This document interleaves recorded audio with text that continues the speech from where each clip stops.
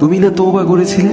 তুমি না শুধুমাত্র আল্লাহর জন্য সবকিছু ছেড়ে দিয়েছিলে? বুঝতে পেরেছিলে কোথায় তোমার আসল ঠিকানা? ভুলে গেছ? আবার কোন পাপ তোমায় গ্রাস করে নিল? তুমি তো সেই যে নিজের পাপের প্রতি অনুতপ্ত হয়ে সিজদায় পড়ে অঝরে কেঁদেছিলে। তাহলে আবার কেন দুনিয়ার ধোকায় পড়ে গেলে? কেন ভুলে গেলে কোথায় তোমার আসল গন্তব্য? তুমি কি হার মেনে নিয়েছো নফসের কাছে?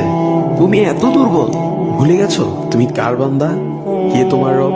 তোমার রব তো সর্বশক্তিমান। সর্বশক্তিমানের বান্দা আবার কখনো দুর্বল হয় নাকি? মৃত্যু পর্যন্ত লড়ে যাও তুমি। শয়তানকে দেখিয়ে দাও তোমার ইমানের পাওয়ার। শয়তানের ধোকায় পড়ে অনেক পাপ করে ফেলেছ, তাই নিরাশ হয়ে গেছো তুমি, তাই না? তুমি কি জানো না তোমার রব কতটা মহান? তিনি তো তোমাকে ক্ষমা করার জন্য অপেক্ষা করছেন। তাই ফিরে আসো সেই রবের দুয়ারে, যার দুয়ার কখনো বন্ধ হয় না।